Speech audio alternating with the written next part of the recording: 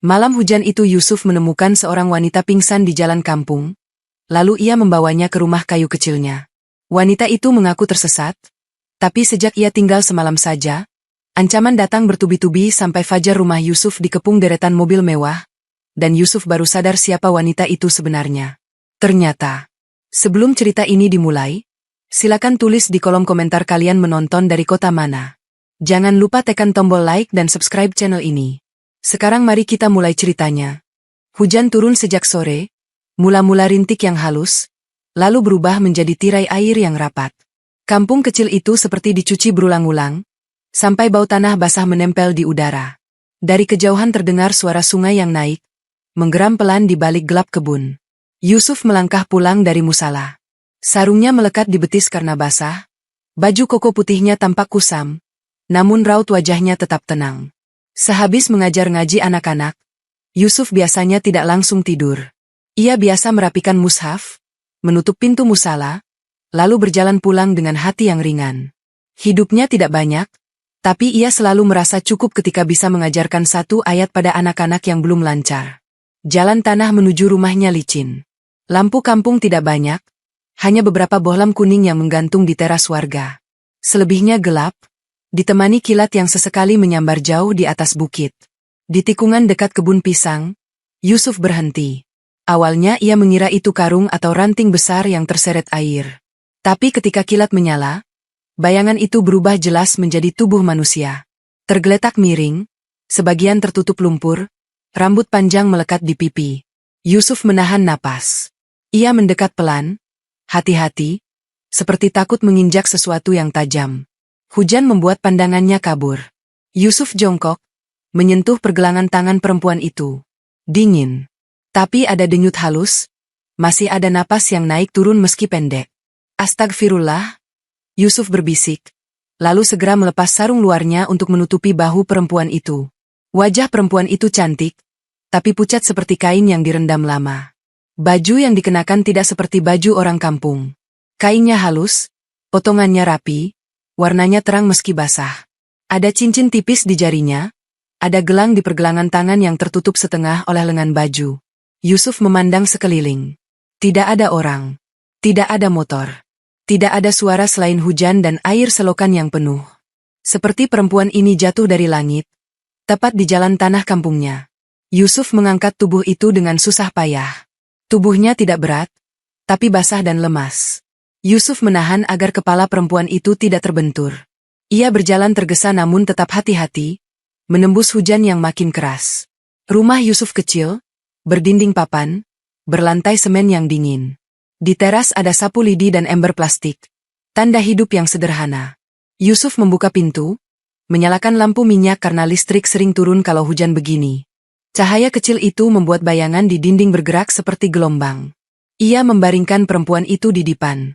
Dipan itu biasa ia pakai sendiri, tapi malam itu Yusuf tidak berpikir panjang. Ia mengambil kain bersih, mengusap wajah perempuan itu, lalu menyiapkan air hangat. Ia tidak menyentuh lebih dari yang perlu, menjaga adab sekuat yang ia bisa, meski ia sendirian. Ketika air hangat menyentuh bibir perempuan itu mengerang pelan. Matanya terbuka sedikit, bening tapi kosong. Seperti mata orang yang baru melewati sesuatu yang mengerikan. "Kamu, dengar aku?" tanya Yusuf pelan. Perempuan itu berusaha bicara, tapi suaranya pecah, tidak jadi kata. Bibirnya gemetar, lalu ia menutup mata lagi. Yusuf menahan rasa panik. Ia teringat pesan Kiai dulu, bahwa menolong orang itu wajib, tapi menolong dengan kepala dingin lebih wajib. Yusuf masuk ke dapur kecil. Ia mencari jahe, gula merah, dan sedikit madu sisa kemarin. Ia menyalakan kompor minyak, merebus air, lalu membuat minuman hangat. Uapnya naik, membawa aroma yang menenangkan. Saat kembali, perempuan itu sudah sedikit bergerak. Ia menatap langit-langit, seakan tidak percaya ia berada di tempat ini. Yusuf meletakkan gelas jahe di meja kecil, lalu duduk di lantai, tidak terlalu dekat. Perempuan itu menoleh. Pandangannya langsung mengarah ke Yusuf, tajam sekejap, lalu melemah. Seperti ia ingin memastikan Yusuf bukan bagian dari orang-orang yang mengejarnya. Yusuf mencoba tersenyum kecil. "Tenang. Ini rumah saya. Kamu aman dulu." Perempuan itu menelan ludah. Ia mencoba bangkit, tapi tubuhnya tidak kuat. Tangan kirinya menggenggam sesuatu, kosong, seolah baru saja kehilangan barang yang ia pegang erat. Ada luka halus di pergelangan tangan, seperti bekas ditarik.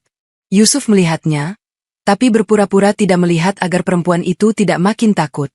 Di luar, hujan menghantam genteng, seperti ribuan jari mengetuk tanpa berhenti.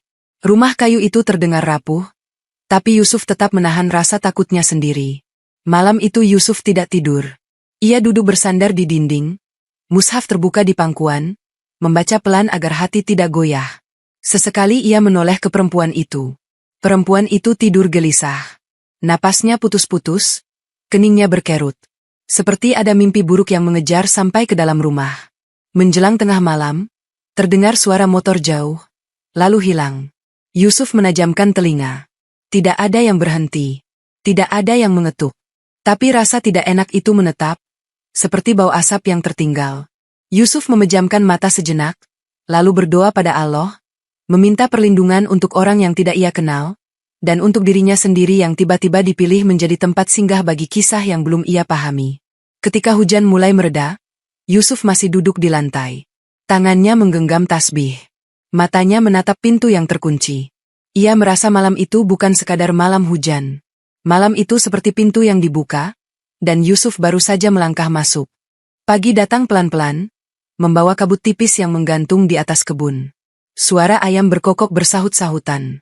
Hujan sudah reda, tapi halaman rumah Yusuf masih penuh genangan kecil.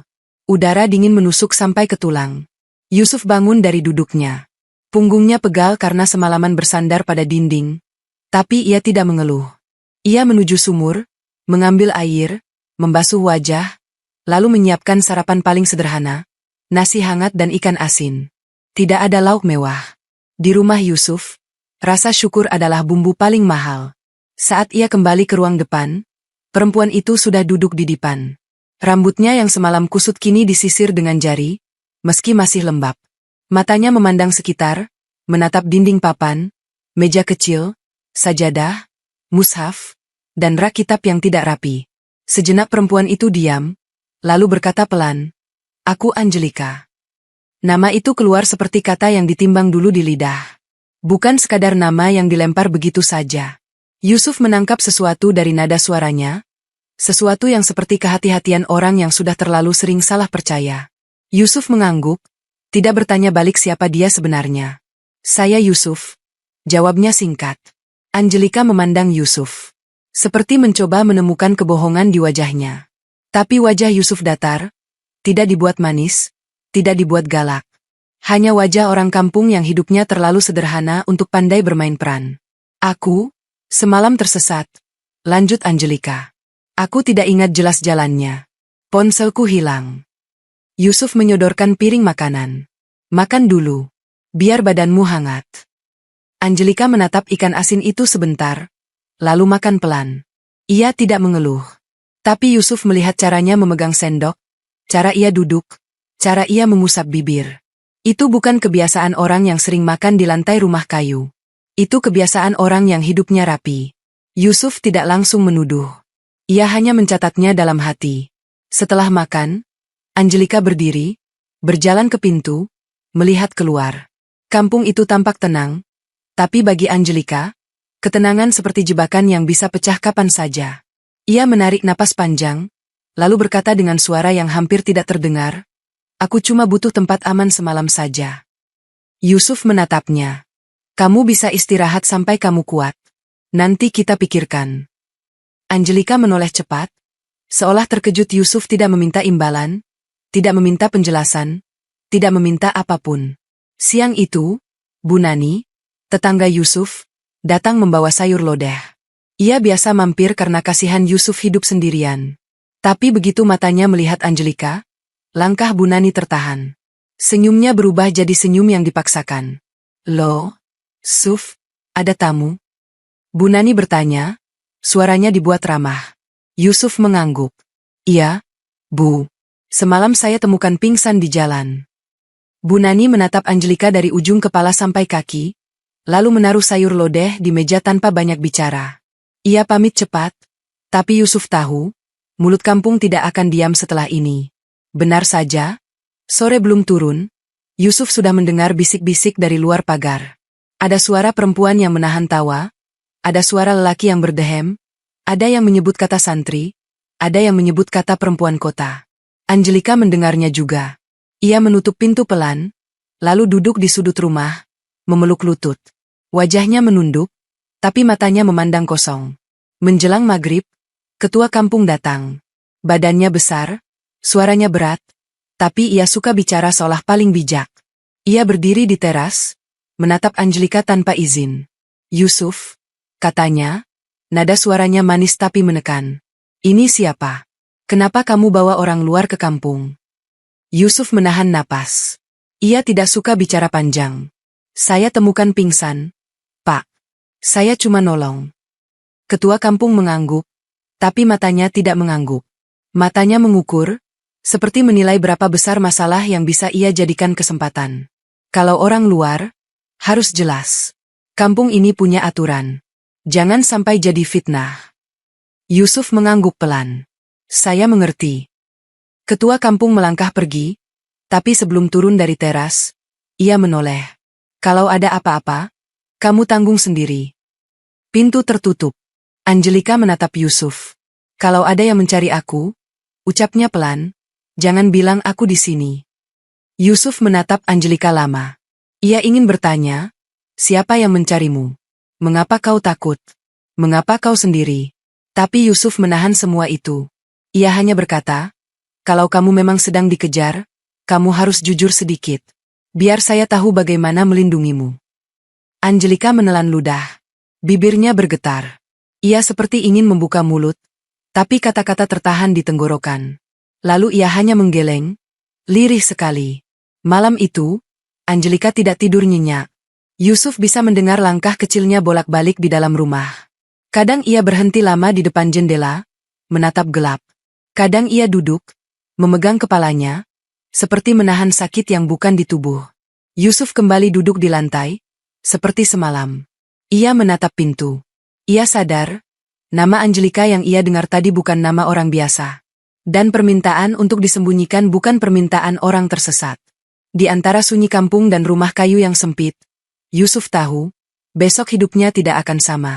Pagi itu kampung seperti biasa, tapi cara orang memandang rumah Yusuf sudah berbeda. Ada yang pura-pura sibuk menyapu, ada yang pura-pura menjemur baju, padahal matanya terus mengarah ke teras Yusuf. Bahkan anak kecil yang biasanya lari-lari memanggil Yusuf kini berjalan pelan, menoleh, lalu berbisik pada temannya. Yusuf tetap berangkat ke musala, tetap membuka pintu, tetap menyapu halaman. Ia berpura-pura tidak mendengar, padahal setiap bisik itu seperti jarum yang masuk pelan ke kulit. Di kampung kecil, fitnah tidak datang dengan teriakan. Fitnah datang dengan senyum tipis dan kalimat yang dipotong. Angelika jarang keluar. Ia duduk dekat jendela, menatap jalan tanah dengan mata yang tidak tenang. Kadang ia berdiri, lalu duduk lagi, seperti tubuhnya tidak menemukan tempat aman. Yusuf melihat semuanya, tapi ia memilih tidak mendesak. Ia takut satu pertanyaan yang salah bisa membuat Angelika runtuh. Menjelang siang, Yusuf pergi ke warung membeli gula. Begitu ia masuk, suara orang-orang yang tadi ramai mendadak menipis. Ada yang menunduk, ada yang berpura-pura mencari rokok. Lalu satu orang berdehem keras. Santri kok bawa perempuan? Suara itu tidak keras, tapi sengaja dibuat terdengar. Yusuf berhenti sebentar, lalu tetap berjalan ke rak gula. Ia bayar seperti biasa, tidak menawar. Tapi di dadanya, ada panas yang naik. Bukan marah, lebih seperti sedih karena orang yang tiap hari ia sapa kini memelihara curiga. Saat Yusuf pulang, ia melihat Bu Nani berdiri di depan rumahnya. Bu Nani tidak masuk, hanya menunggu sambil memelintir ujung kerudung. Suf, Bu Nani berbisik. Aku dengar orang-orang bilang macam-macam. Kamu hati-hati. Ketua kampung tadi ngomong, kalau ini bikin masalah, kamu yang diseret. Yusuf mengangguk, menahan napas. Terima kasih, Bu. Bu Nani menatap pintu rumah. Perempuannya baik, kan? Yusuf tidak menjawab panjang. Ia hanya mengangguk sekali lagi. Bu Nani lalu pergi dengan langkah cepat, seolah takut dilihat terlalu lama berada di dekat rumah Yusuf. Sore hari, Suara tawa dari ujung gang terdengar. Sekelompok pemuda lewat, sengaja melambat di depan rumah Yusuf. Salah satu dari mereka menatap ke dalam, mencoba mengintip. Yusuf keluar, berdiri di teras. Matanya tidak tajam, tapi cukup tegas. Pemuda itu tersenyum miring. Numpang nginep berapa malam, Suf? Yusuf tidak menjawab. Ia hanya berdiri. Pemuda itu tertawa kecil, lalu pergi sambil menepuk-nepuk temannya seperti baru menang. Malam turun. Angelika duduk di lantai, memeluk lutut. Wajahnya tampak lebih pucat dari kemarin. Yusuf menaruh sepiring nasi di dekatnya. "Kamu makan?" ucap Yusuf pelan. Angelika menggeleng. Bibirnya seperti kehilangan tenaga untuk menolak. Ia menatap pintu, lalu menatap jendela. "Mereka ada di sekitar sini," bisiknya. Yusuf menahan dadanya yang tiba-tiba sesak. "Kamu dengar apa?" Angelika menelan ludah. "Semalam ada suara motor berhenti, lalu pergi. Aku kenal bunyinya. Aku pernah mendengar bunyi itu ketika aku dikejar." Kalimat itu jatuh seperti batu. Yusuf mematikan lampu besar, menyalakan lampu minyak saja. Ia menutup tirai kain di jendela. Ia mengunci pintu, lalu duduk tidak jauh dari Angelika, menjaga jarak tapi juga menjaga. Tengah malam, suara keras memecah sunyi. Bukan ketukan. Bukan sapaan. Sebuah batu menghantam dinding papan, membuat rumah bergetar. Angelika menjerit tertahan, tangan menutup mulutnya sendiri. Yusuf berdiri cepat, membuka pintu sedikit, menatap gelap. Tidak ada siapapun. Hanya suara langkah kaki berlari menjauh, menabrak genangan, lalu hilang. Yusuf menutup pintu, mengunci lagi, lalu berdiri di depan Angelika seperti tembok. Angelika gemetar hebat, tangannya dingin. Yusuf menahan amarah yang ingin meledak. Tapi ia memilih menunduk dan membaca doa pelan agar suaranya tidak memancing siapapun. Di dalam rumah kayu itu, Yusuf merasakan sesuatu mulai merangkak masuk ke hidupnya. Bukan hanya gosip kampung, melainkan bahaya yang nyata, yang tidak peduli Yusuf santri atau bukan. Yang penting bagi bahaya itu hanya satu. Angelika harus kembali, dengan cara apapun. Pagi berikutnya, Angelika meminta izin mencuci baju. Suaranya pelan, seperti takut suaranya mengundang mata-mata.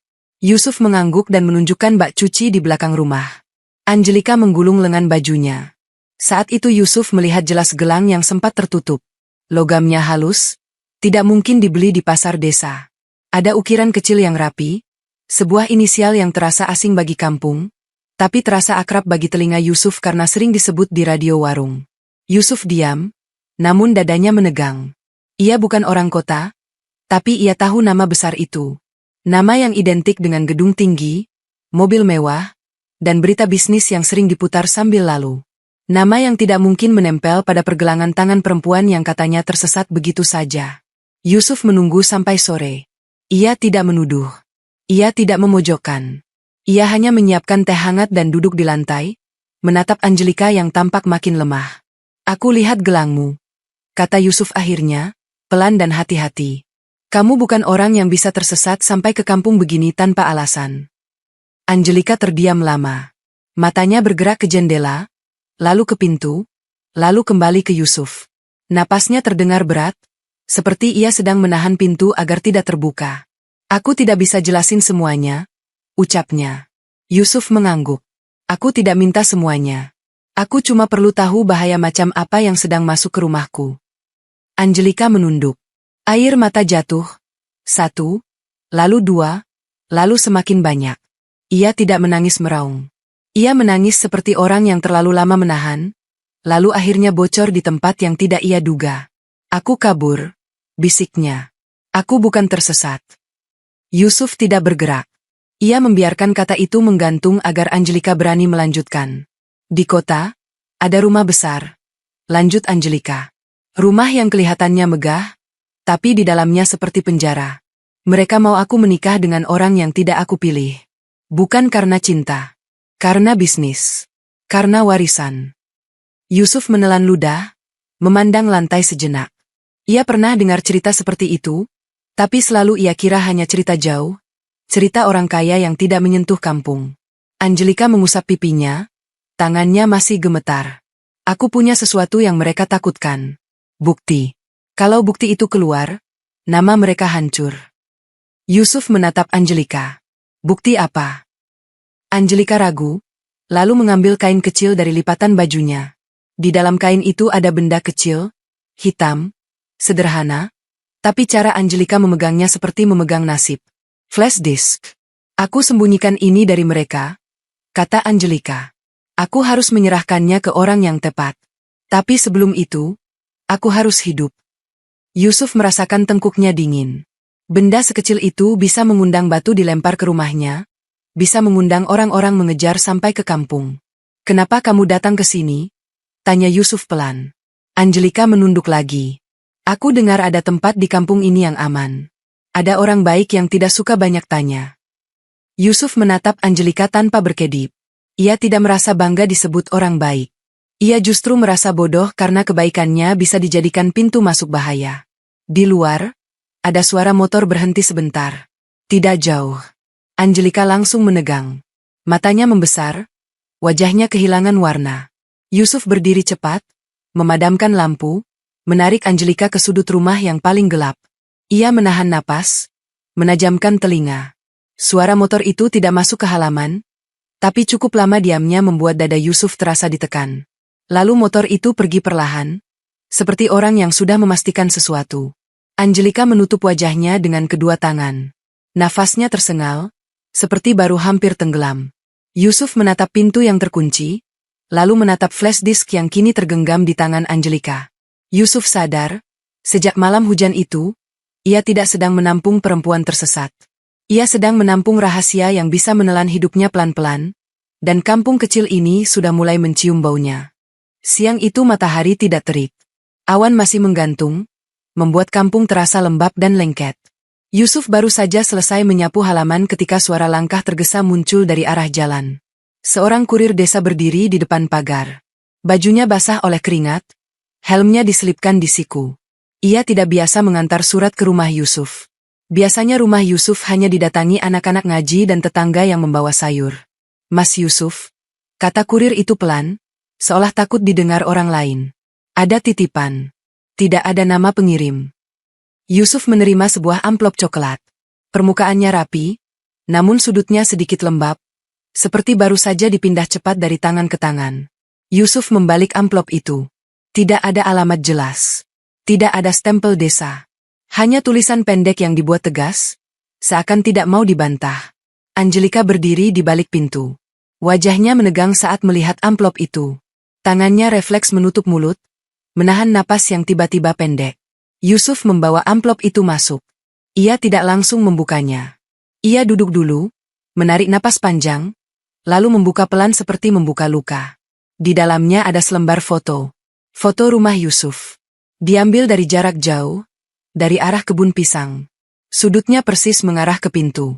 Bahkan bayangan sapu lidi di teras terlihat jelas. Yusuf merasakan kulitnya meremang. Foto itu bukan foto lama.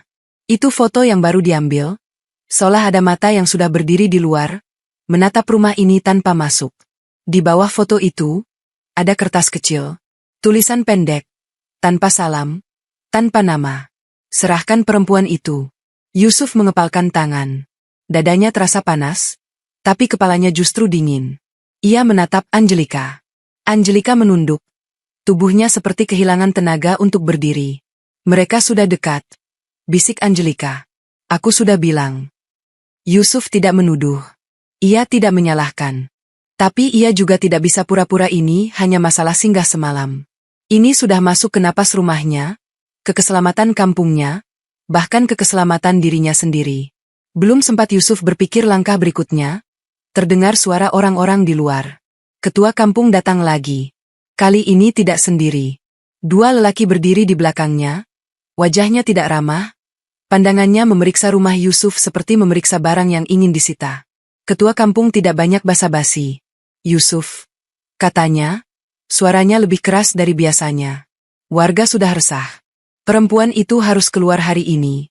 Kampung ini tidak mau jadi sarang masalah. Yusuf berdiri di teras, mencoba tetap tenang. Saya menolong orang pingsan, Pak. Saya tidak mengundang masalah. Salah satu lelaki di belakang ketua kampung mendengus. Kalau benar tidak masalah, kenapa disembunyikan? Angelika mendengar dari dalam. Yusuf bisa merasakan ketakutannya menempel pada dinding. Yusuf menahan emosi. Ia tahu, kalau ia membalas dengan keras, kampung akan makin percaya bahwa Yusuf memang menyimpan sesuatu. Saya akan cari cara, kata Yusuf pelan. Dia akan pergi setelah aman. Ketua kampung menatap Yusuf lama, lalu tersenyum tipis. Senyum yang tidak hangat. Kalau terjadi apa-apa, kamu tanggung sendiri. Jangan libatkan kampung. Mereka pergi. Tapi langkah mereka meninggalkan suara yang berat, seperti ancaman yang diseret pelan di atas tanah. Yusuf masuk kembali. Ia menutup pintu rapat, lalu menggenggam foto itu sekali lagi. Ia merasa rumahnya bukan lagi rumah, melainkan titik di peta orang-orang yang tidak mengenal belas kasih. Sore menjelang, Yusuf membawa amplop itu ke belakang rumah. Ia menggali tanah dekat pohon pepaya. Tangannya kotor, kukunya penuh tanah, tapi ia terus menggali sampai lubang cukup dalam. Ia memasukkan amplop, foto, dan kertas ancaman itu, lalu menimbunnya rapat. Ia berdiri menatap tanah itu lama, seolah berharap ancaman ikut terkubur. Tapi Yusuf tahu, yang dikubur hanya kertas. Bukan mata yang mengambil foto. Bukan orang yang menulis ancaman. Malam tiba. Angelika duduk diam. Yusuf menaruh teh hangat di dekatnya. Angelika memegang gelas itu lama, tidak diminum. Matanya kosong, tapi air mata menempel di ujung bulu mata. Aku tidak mau kamu hancur karena aku, ucap Angelika lirih. Yusuf menggeleng pelan. Aku juga tidak mau kamu hilang karena aku takut. Angelika memejamkan mata. Nafasnya berat. Lalu ia berkata, suaranya hampir tidak terdengar, aku harus ke pesantren yang pernah kamu sebut. Ke kiai tua itu. Ada hal yang harus aku titipkan. Yusuf menatap jendela. Di luar, gelap. Lampu kampung kuning redup. Angin menggeser daun pisang pelan, seperti seseorang sedang berjalan pelan di luar pagar. Yusuf menunduk, lalu berbisik. Kita berangkat sebelum subuh. Malam itu Yusuf tidak tidur. Angelika juga tidak. Di rumah kayu yang sempit, dua orang yang baru saling kenal itu duduk dengan ketakutan yang sama, menunggu waktu yang terasa berjalan terlalu lambat.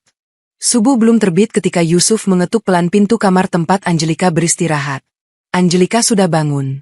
Matanya merah, tapi tekadnya seperti ditahan agar tidak jatuh.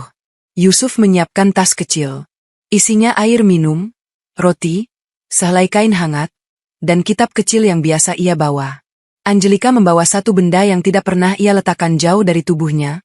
Flash disk itu, dibungkus kain, disimpan rapat di balik bajunya. Mereka tidak lewat jalan utama. Yusuf memilih jalan kebun yang jarang dilewati orang, menyusuri pematang kecil, melewati pohon pisang, rumpun bambu, dan ladang singkong yang masih gelap. Tanah masih basah, membuat langkah mereka sering terpeleset. Tapi Yusuf terus berjalan, menahan tubuhnya agar tidak jatuh. Angelika berjalan di belakang. Kadang Yusuf mendengar napasnya tersengal, bukan karena lelah, melainkan karena takut. Setiap kali angin menggeser ranting, Angelika menoleh cepat. Setiap kali terdengar suara jauh, Angelika menahan langkah. Yusuf tidak menyuruh Angelika tenang dengan kata-kata manis. Ia hanya berjalan lebih pelan agar Angelika bisa mengikutinya. Ia tahu, ketenangan bukan datang dari ucapan, tapi dari tindakan yang membuat orang merasa tidak sendirian. Saat mereka hampir sampai di jalan kecil menuju pesantren, Yusuf mendadak berhenti. Dari kejauhan, ada mobil hitam terparkir di sisi jalan. Tidak bergerak. Tidak ada lampu. Tapi keberadaannya seperti batu besar di tengah napas. Angelika langsung pucat. Tangannya menarik lengan Yusuf. Kuat sekali, seperti anak kecil yang takut hilang. Yusuf menarik Angelika masuk ke balik semak. Mereka merunduk. Dada Yusuf naik turun pelan, berusaha tidak membuat suara. Angelika menutup mulutnya sendiri, menahan napas yang ingin meledak jadi tangis. Pintu mobil terbuka. Dua orang turun. Bukan warga kampung. Cara mereka berjalan rapi, terukur, seperti orang yang terbiasa memerintah. Salah satu memegang telepon, berbicara pelan. Yusuf tidak mendengar jelas, tapi ia bisa membaca dari gestur mereka. Mereka sedang mencari. Angelika memejamkan mata, air matanya mengalir tanpa suara. Yusuf menggenggam tanah basah, merasakan dingin masuk ke telapak. Ia memohon pada Allah dalam hati, bukan memohon agar kaya, Bukan memohon agar dipuji, tetapi memohon agar mereka lolos dari langkah orang-orang itu. Salah satu orang itu menoleh ke arah kebun, seperti mencium sesuatu. Yusuf menahan napas lebih dalam. Angelika gemetar hebat. Yusuf menekan bahu Angelika pelan, memberi isyarat untuk tetap diam. Beberapa detik terasa seperti bertahun-tahun. Akhirnya orang itu kembali ke mobil. Pintu ditutup.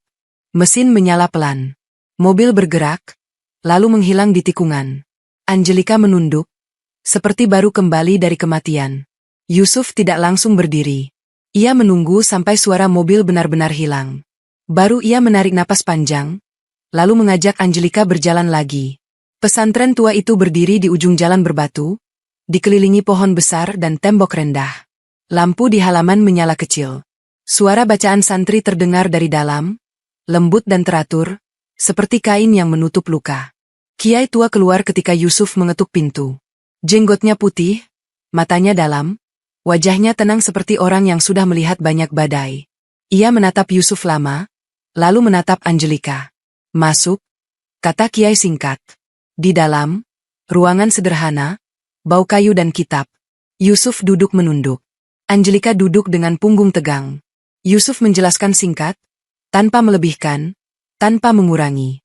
Kiai mendengarkan, tidak banyak bertanya. Sesekali Kiai menutup mata seperti sedang menimbang sesuatu yang tidak terlihat. Angelika lalu mengeluarkan flash disk itu, meletakkannya di depan Kiai dengan tangan gemetar. Kiai tidak langsung menyentuhnya. Ia menatap Angelika dalam-dalam, seperti ingin memastikan niat di balik benda kecil itu. "Kau membawa beban berat," ucap Kiai pelan. "Beban yang bisa menenggelamkan orang yang menolongmu." Angelika menunduk, suaranya pecah. "Aku tidak punya tempat lain." Kiai menghela napas panjang. Ia memandang Yusuf. "Kebaikanmu sudah sampai pada ujian. Sekarang kebaikanmu harus disertai keteguhan." Kiai menyuruh seorang santri menyiapkan ruangan kecil untuk Angelika beristirahat. Lalu Kiai mengajak Yusuf ke sudut ruangan, dekat rak kitab. Kiai mengambil sebuah kotak kayu kecil yang tampak lama, seperti sudah lama menunggu pemiliknya. "Kotak ini dititipkan lama," kata Kiai. "Dititipkan oleh ayahmu." Yusuf terpaku. Tenggorokannya terasa kering. Ia menerima kotak itu dengan tangan yang mendadak berat, seolah kotak itu bukan hanya kayu, melainkan pintu menuju masa lalu yang tidak pernah ia buka. Kiai menepuk bahu Yusuf pelan.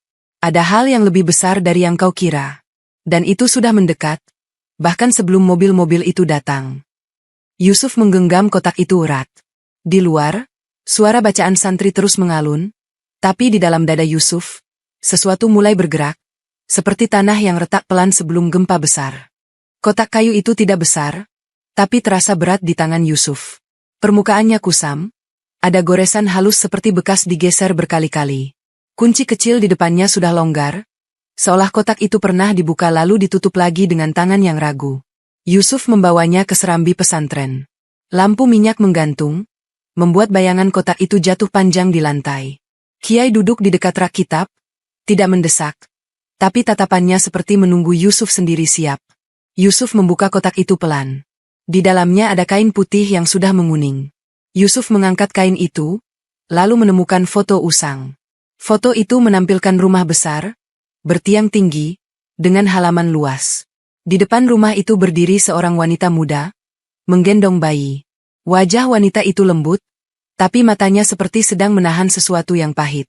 Yusuf menatap foto itu lebih lama dari yang ia kira. Ada sesuatu di wajah wanita itu yang terasa dekat, seperti bayangan yang pernah ia lihat di kaca. Di belakang foto, ada tulisan tangan. Nama Ibu Yusuf. Lalu di bawahnya, ada nama keluarga lain yang tidak pernah disebut di kampung. Nama itu terasa dingin. Terlalu rapi. Terlalu jauh dari hidup Yusuf yang sederhana. Tangan Yusuf bergetar. Ia menelan ludah, mencoba tetap tenang, tapi dadanya seperti ditekan. Ia mengangkat pandangan ke Kiai. "Kiai?" Suara Yusuf pelan. "Ini maksudnya apa?" Kiai menghela napas panjang. "Ayahmu menahan cerita ini bertahun-tahun. Bukan karena tidak sayang. Karena kalau cerita ini keluar, kau bisa hilang seperti angin." Yusuf menatap foto itu lagi. Bayi dalam foto itu memakai kain kecil yang diselimutkan rapi. Yusuf merasa tenggorokannya kering. Ia seperti sedang menatap dirinya sendiri, Tapi versi dirinya yang tidak pernah ia kenal. Di sudut kotak, ada surat lipat yang disegel dengan lilin yang sudah retak. Yusuf membukanya. Surat itu pendek, namun setiap katanya seperti paku. Ayah Yusuf menulis bahwa ibu Yusuf pernah jadi bagian dari keluarga besar yang punya kuasa dan uang, lalu disingkirkan karena menolak tunduk pada permainan mereka. Ketika ibu Yusuf melahirkan, ada ancaman bahwa anak itu akan dihapus dari silsilah. Anak itu harus lenyap agar skandal keluarga terkubur. Ayah Yusuf membawa Yusuf ke kampung, menyembunyikan nama, menyembunyikan asal, dan memilih hidup miskin daripada melihat anaknya ditelan orang-orang yang tidak punya belas kasih.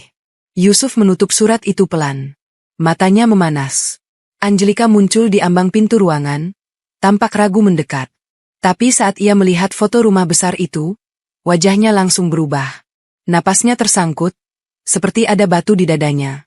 Itu, rumah keluargaku, bisik Angelika.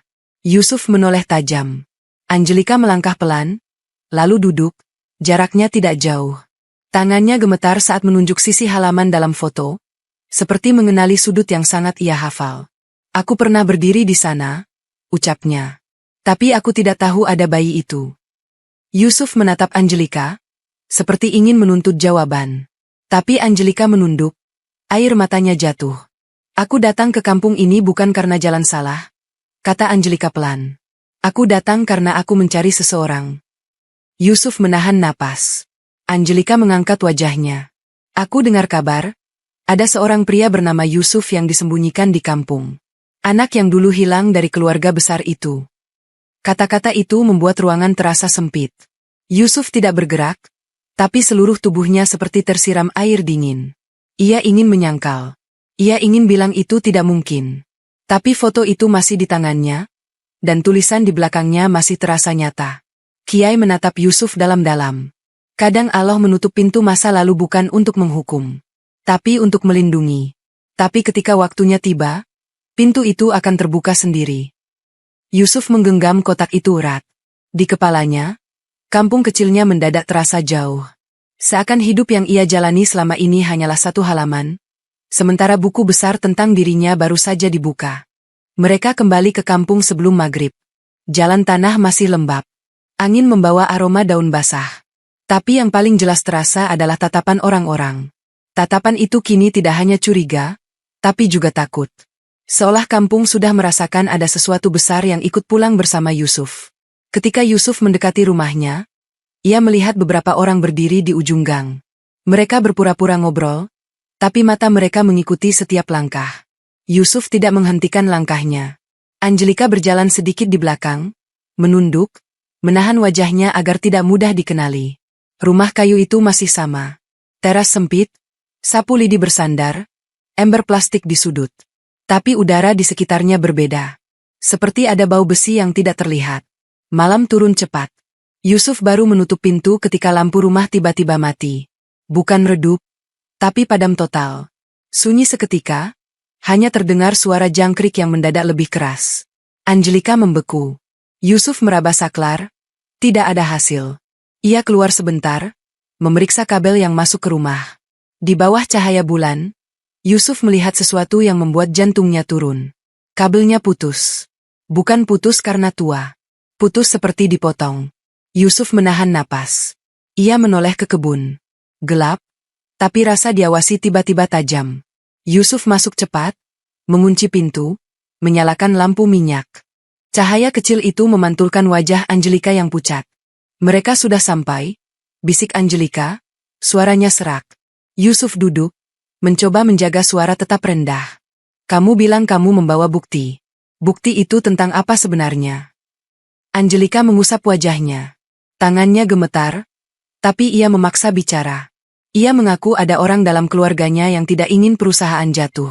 Ada penggelapan, ada suap, ada uang yang mengalir ke arah yang tidak seharusnya. Angelika menyimpan semuanya, bukan karena ingin jadi pahlawan, tapi karena ia muak jadi alat. Mereka tidak takut aku kabur, kata Angelika lirih. Mereka takut bukti ini hidup. Yusuf menatap lantai. Nafasnya berat. Di kepalanya muncul wajah-wajah kampung, anak-anak ngaji, Bu Nani, musala kecil. Semua bisa ikut terseret. Tiba-tiba terdengar suara langkah di luar rumah. Pelan, teratur. Bukan langkah orang kampung yang biasa berjalan santai. Ini langkah yang tahu arah dan tujuan. Angelika menutup mulutnya, menahan napas. Matanya membesar. Yusuf mematikan lampu minyak, membiarkan rumah gelap. Ia menarik Angelika ke sudut, di dekat rak kitab. Mereka duduk merapat ke dinding, menahan gerak. Suara langkah berhenti di depan teras. Ada jeda. Lalu sesuatu menyentuh pintu, bukan ketukan keras, lebih seperti ujung kuku menggesek pelan. Seakan orang di luar tidak mau membuat gaduh, tapi mau memberitahu bahwa ia ada. Yusuf menggenggam tasbih di sakunya, menahan gemetar di tangan. Ia tidak berteriak. Ia tidak membuka. Ia hanya menahan napas, menunggu. Beberapa detik terasa panjang. Kemudian suara itu menjauh. Langkah-langkah itu berjalan pelan, melewati halaman, lalu hilang. Yusuf tidak langsung menyalakan lampu. Ia menunggu lama sampai yakin. Angelika menangis tanpa suara, bahunya naik turun. Yusuf menatap Angelika dalam gelap.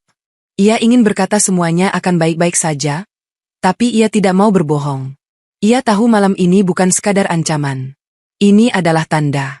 Rumah kayu Yusuf sudah menjadi target, dan orang-orang itu tidak datang untuk menakuti saja. Mereka datang untuk memastikan Angelika tidak punya tempat bernapas. Yusuf tidak tidur malam itu.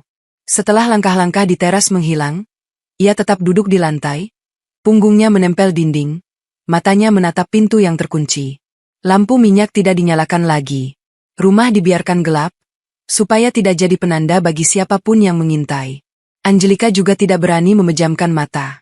Ia duduk memeluk lutut, menahan tangis yang naik turun. Sesekali ia meraba kain di balik bajunya, memastikan flash disk itu masih ada. Tangannya seperti memegang satu-satunya alasan ia masih hidup. Menjelang subuh, udara makin dingin. Dari luar terdengar suara azan yang jauh, seperti datang dari ujung kampung. Yusuf berdiri perlahan, menyalakan lampu minyak sebentar hanya untuk mengambil air wudhu. Ia tidak lama. Setelah itu lampu kembali dimatikan. Ia salat dalam sunyi, dan setelah salam, ia tidak langsung bangkit. Ia menunduk lama, berdoa pada Allah agar keteguhan tidak meninggalkannya. Ketika cahaya fajar mulai menipis di langit, Yusuf mendengar suara yang tidak pernah ia dengar di kampungnya. Deru mesin. Bukan satu motor. Bukan dua. Ini seperti rombongan besar yang bergerak serempak. Suara ban menggulung tanah. Suara mesin halus tapi berat. Tanah halaman seperti ikut bergetar pelan. Angelika membeku. Matanya membesar. Bibirnya kehilangan warna. Mereka, bisiknya, suaranya seperti pecah. Yusuf berjalan pelan ke jendela. Ia tidak membuka lebar, hanya menggeser sedikit kain penutup. Pada detik itu, dada Yusuf seperti dipukul. Jalan kampung dipenuhi mobil mewah. Putih, hitam, mengilap. Barisannya panjang, merapat, menutup jalan tanah yang biasanya hanya dilewati sepeda dan motor. Lampu-lampu depan menyala, memantul di genangan kecil, membuat kampung terlihat seperti panggung yang dipaksa terang. Warga mulai keluar. Ada yang masih memakai sarung, ada yang membawa anak kecil, ada yang berdiri di balik pintu sambil mengintip. Tidak ada yang berani bicara keras. Hanya suara gumam, desahan takut, dan bisik-bisik yang terputus. Ketua kampung muncul tergopoh dari rumahnya. Rambutnya belum rapi, tapi ia memaksa wajahnya jadi ramah. Ia berdiri di tepi jalan, bingung harus menatap kemana. Ini bukan tamu biasa. Ini barisan dunia yang selama ini hanya mereka lihat dari televisi. Yusuf membuka pintu rumah kayunya. Ia melangkah keluar, berdiri di teras, tubuhnya tegak meski jantungnya tidak tenang. Angelika berdiri di belakang pintu, tidak sepenuhnya keluar, tapi cukup dekat untuk melihat apa yang terjadi. Pintu mobil paling depan terbuka. Dari dalam turun orang-orang rapi. Jas gelap, sepatu mengilap, wajah datar. Ada pengawal bertubuh besar, ada pria yang memegang map, ada yang memasang kacamata hitam meski matahari belum tinggi. Mereka berjalan menuju rumah Yusuf, langkahnya tidak terburu-buru, tapi terukur, seperti mereka tahu semua orang akan menyingkir. Ketua kampung menyambut, berusaha tersenyum. Selamat pagi, Pak, Bu. Suara ketua kampung dibuat lembut. Ada yang bisa saya bantu? Salah satu pengawal hanya melirik, lalu melewati ketua kampung begitu saja.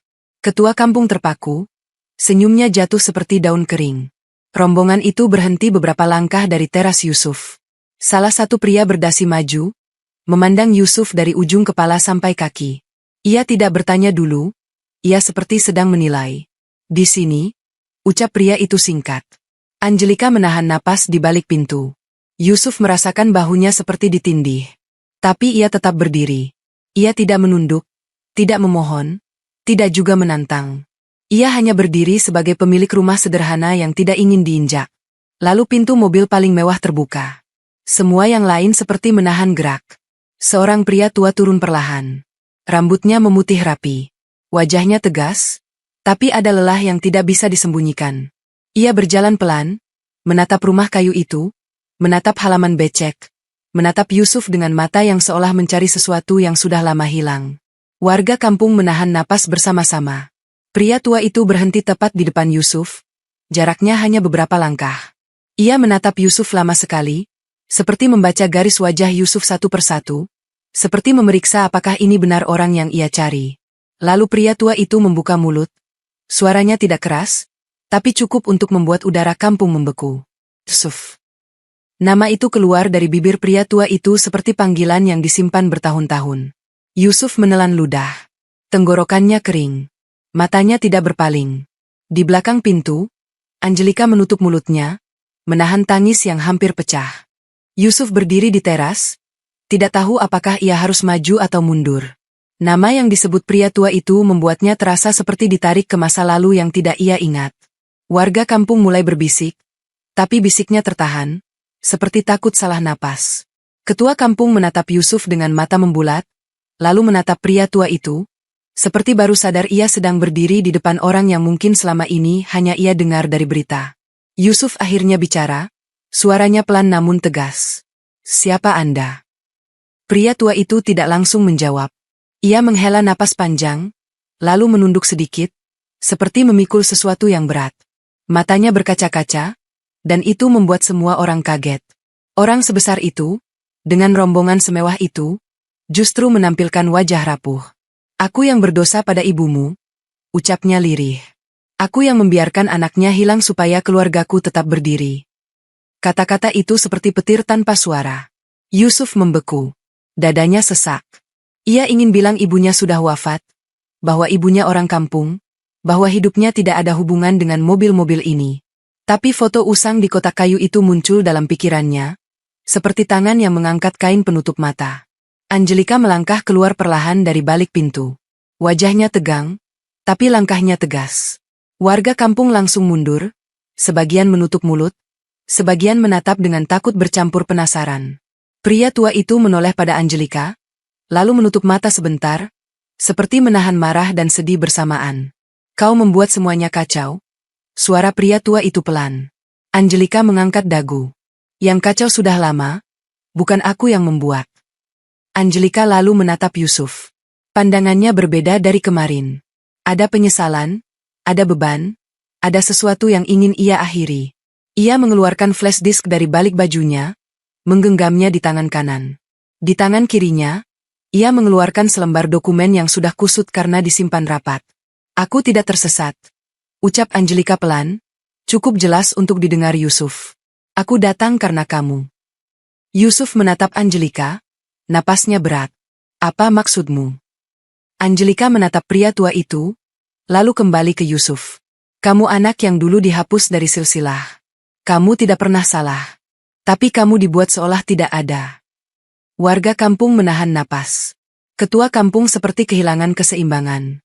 Bu Nani yang berdiri jauh di belakang menutup mulutnya, matanya basah. Pria tua itu memberi isyarat pada pria berdasi yang membawa map. Map itu dibuka. Dari dalamnya keluar dokumen-dokumen. Ada akta, ada surat pengakuan, ada foto-foto lama.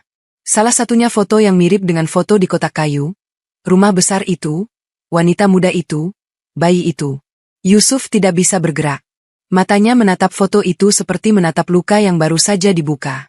Pria tua itu melangkah lebih dekat. Lalu, hal yang tidak pernah dibayangkan siapapun terjadi. Pria tua itu menunduk di depan Yusuf. Bukan menunduk sopan biasa. Ia menunduk seperti orang yang meminta ampun. "Maafkan aku," Ucapnya lirih. Aku tidak punya alasan yang cukup baik. Aku hanya takut keluargaku hancur. Dan karena ketakutan itu, ibumu yang hancur. Air mata Yusuf naik, tapi ia menahannya. Dadanya sakit. Tangannya mengepal, lalu mengendur lagi. Ia ingin bertanya 1000 hal, tapi lidahnya seperti berat. Angelika menatap Yusuf, matanya basah. Aku membawa bukti ini supaya ibumu tidak lagi dianggap salah. Supaya kamu tidak lagi hidup tanpa nama. Yusuf menatap langit fajar yang mulai terang. Kampung yang biasanya sunyi kini seperti menahan napas bersama. Rumah kayu yang sederhana ini tiba-tiba menjadi pusat dunia yang Yusuf tidak pernah minta. Dan di balik semua itu, Yusuf sadar, badai belum selesai. Karena orang-orang yang datang dengan mobil mewah tidak semuanya membawa penyesalan. Ada yang datang membawa niat lain, dan niat itu mulai terlihat dari barisan belakang, dari wajah-wajah yang tidak ikut menunduk, dari mata yang menatap Yusuf seperti menatap ancaman. Pagi itu kampung seperti kehilangan suara. Bahkan ayam yang biasanya berkokok berkali-kali seolah diam karena jalan tanah telah berubah jadi lautan mobil mengilap. Warga berdiri jauh-jauh, tak berani mendekat, tapi juga tak sanggup pergi. Mereka merasa sedang menyaksikan sesuatu yang bukan urusan mereka, namun menelan napas mereka sendiri. Pria tua itu masih menunduk di depan Yusuf.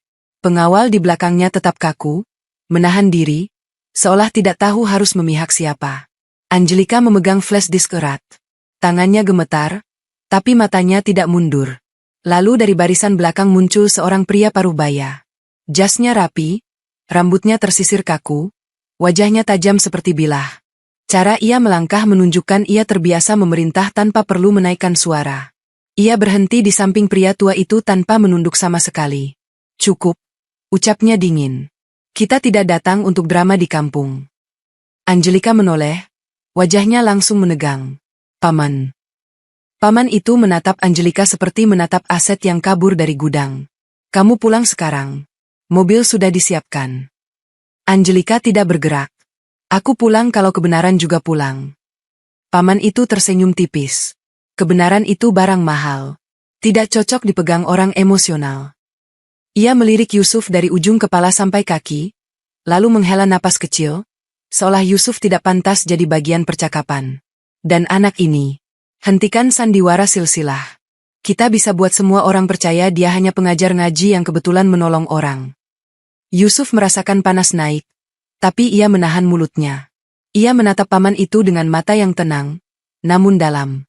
Ia tidak mau memberi paman itu kepuasan melihat Yusuf terpancing. Paman itu mengangkat tangan, memberi isyarat kecil.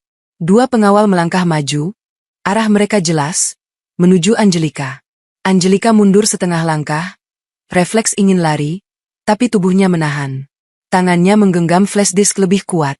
Suaranya rendah tapi tegas. Kalau aku dibawa paksa, file itu akan tersebar. Paman itu berhenti, menatap Angelika lebih lama, lalu tertawa pelan tanpa humor. Kamu kira kamu sudah aman menyusun rencana? Angelika mengangkat dagu. Aku tidak kira-kira. Paman itu menatap pria tua. Ayah, jangan biarkan anak ini mempermalukan keluarga. Kita selesaikan cepat. Pria tua tidak langsung menjawab. Ia menatap Yusuf, lalu menatap Angelika. Tatapannya seperti orang yang akhirnya melihat betapa dalam kerusakan yang ia biarkan. Ia menarik napas panjang, lalu berdiri tegak, lebih tegak dari semua orang di sana. Tidak, katanya singkat. Satu kata, tapi membuat pengawal berhenti. Paman itu menyipit. Ayah. Pria tua itu menatap paman dengan mata yang tidak lagi ragu. Aku sudah terlalu lama membiarkan kamu mengatur segalanya. Aku pikir aku melindungi keluarga. Padahal aku melindungi kebusukan. Ketua kampung yang sejak tadi berdiri seperti patung, mulai gemetar. Ia tidak paham bisnis, tapi ia paham pertengkaran keluarga besar ini bisa menghapus siapapun yang tidak hati-hati. Pria tua memberi isyarat pada pria berdasi yang membawa map. Siapkan semuanya.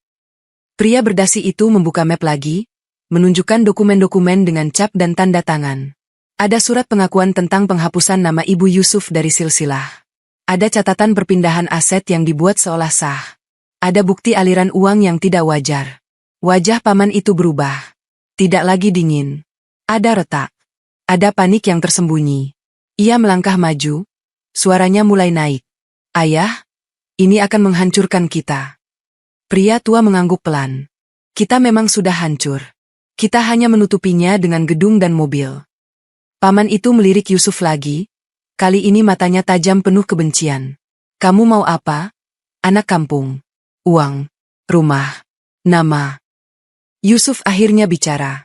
Suaranya tidak tinggi, tapi membuat udara terasa tegang. Saya mau tenang, kata Yusuf pelan. Tapi ketenangan tidak bisa dibangun dari menindas orang lain. Paman itu tersenyum miring. Tenang itu untuk orang yang tidak punya apa-apa. Yusuf menatapnya. Saya memang tidak punya apa-apa. Makanya saya tidak takut kehilangan. Kalimat itu membuat paman itu terdiam sesaat. Bukan karena kalah, tapi karena Yusuf tidak bisa dibeli dengan ancaman yang biasa dipakai paman itu. Angelika mengusap air mata. Aku tidak ingin perusahaan hancur, ucapnya lirih. Aku ingin perusahaan berhenti membunuh orang dengan cara rapi. Pria tua memejamkan mata sebentar. Aku akan menyerahkan dokumen ini ke pihak berwenang, katanya pelan, tapi jelas. Dan aku akan bersaksi. Warga kampung tidak mengerti detailnya, tapi mereka mengerti arti kata bersaksi. Ketua kampung menelan ludah, memandang Yusuf seperti baru sadar ia telah menekan orang yang ternyata dipanggil oleh dunia yang lebih besar. Paman Angelika memandang sekeliling, melihat bahwa pagi itu ia tidak lagi punya kendali penuh. Ia mundur setengah langkah, lalu menoleh pada pengawal. Tatapannya memberi perintah tanpa kata. Pengawal itu tidak bergerak. Karena perintah yang lebih tinggi sudah keluar. Paman itu akhirnya menatap Yusuf sekali lagi, bukan lagi meremehkan, melainkan mengukur. Ia tidak bicara. Tapi dari cara ia menahan rahang, Yusuf tahu, pertarungan ini belum selesai di luar kampung ini. Rombongan mulai bergerak. Mobil-mobil masih mengepung, tapi suasana berubah. Bukan lagi ancaman yang memaksa, melainkan kekacauan yang sedang disusun ulang oleh penyesalan dan kebenaran. Yusuf berdiri di teras rumah kayu. Ia tidak merasa menang. Ia justru merasa lelah, karena kenyataan ternyata lebih berat daripada dugaan. Siang itu matahari akhirnya muncul penuh. Cahaya jatuh di atas jalan tanah yang penuh jejak ban mobil mewah. Satu persatu mobil mulai meninggalkan kampung. Suaranya menjauh, tapi bekasnya tertinggal seperti garis panjang yang tidak bisa dihapus cepat. Warga masih berdiri di pinggir jalan, sebagian berbisik pelan, sebagian menunduk malu, sebagian bingung harus bersikap seperti apa pada Yusuf. Mereka yang kemarin melempar kata-kata, kini tidak berani menatap langsung. Bu Nani mendekat pelan. Matanya berkaca-kaca. Ia tidak bicara banyak, hanya mengangkat tangan, menyentuh lengan Yusuf sebentar, lalu pergi lagi. Sentuhan kecil itu terasa seperti permintaan maaf yang tidak sempat jadi kata. Pria tua itu kembali menghampiri Yusuf. Kali ini tanpa rombongan dekat. Ia berdiri di halaman becek, sepatu mahalnya kotor, tapi ia tidak peduli. Wajahnya tampak lebih tua dari tadi pagi, seperti beban yang ia lepaskan sekaligus menjatuhkannya. Aku tidak akan memaksamu ikut, ucap pria tua itu pelan. Aku tidak berhak memaksamu, tapi aku ingin menebus semampuku. Ia mengeluarkan sebuah kitab kecil dan sehelai sarung baru, lalu meletakkannya di kursi bambu. Bukan hadiah mewah. Seperti ia akhirnya paham, Yusuf tidak hidup dari kemewahan. Yusuf menatap barang itu, lalu menatap pria tua itu. Dadanya masih sakit ketika nama ibunya disebut, ketika kata berdosa diucapkan. Tapi Yusuf juga melihat mata pria tua itu yang basah. Mata orang yang akhirnya sadar, terlambat, namun tetap sadar. Saya tidak tahu harus memanggil Anda apa, ucap Yusuf pelan. Pria tua itu menunduk. Panggil saja manusia yang salah. Angelika keluar dari rumah, berdiri di sisi Yusuf. Wajahnya lelah, tapi ada ketenangan yang baru tumbuh. Ia menatap kampung yang hijau, pohon kelapa, anak-anak kecil yang mengintip dari balik pagar. Aku harus pulang, ucap Angelika lirih. Yusuf menoleh. Kamu yakin? Angelika mengangguk pelan. Aku tidak bisa lari selamanya. Kalau aku lari, kebusukan itu akan tetap rapi di dalam rumah besar. Aku harus kembali, bukan untuk tunduk, tapi untuk memastikan bukti itu benar-benar mengubah sesuatu. Yusuf diam. Ia ingin bilang jangan kembali, karena ia tahu paman itu tidak akan diam. Tapi ia juga tahu, Angelika tidak akan tenang kalau semua selesai hanya di kampung ini. Angelika menatap Yusuf lama. Aku minta maaf karena menyeretmu. Yusuf menggeleng pelan. Kamu tidak menyeretku. Hidupku memang menuju sini, hanya aku tidak tahu. Angelika menunduk, air mata jatuh. Kalau kamu suatu hari ingin melihat kota, aku tidak akan menutup jalan. Tapi aku juga tidak akan memaksamu.